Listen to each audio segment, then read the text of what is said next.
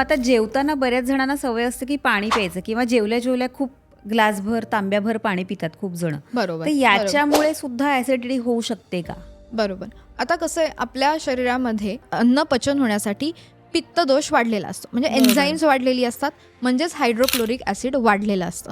जेव्हा आपण जेवण झाल्यावर पाणी पितो लगेच, तर तेव्हा हे जे काही हायड्रोक्लोरिक ॲसिड आहे ते डायल्यूट होऊन जातं. ओके.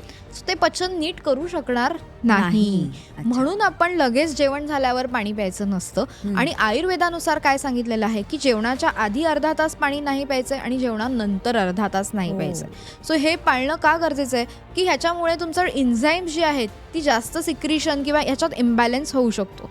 तर आपण पाणी कधी घेऊ शकतो, तर जेवताना घोटभर पाणी आपण घेऊ शकतो.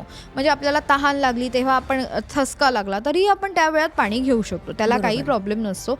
पण ज्यांना वरचेवर ॲसिडिटीचा त्रास होत आहे त्यांनी थोडे दिवस तरी लगेच पाणी पिऊ नये. अर्धा तासांनी पाणी पिणं गरजेचं आहे. त्याच्या मध्ये मध्ये थोड्याफार प्रमाणात घोटभर पाणी घ्यायला काहीही हरकत नसते.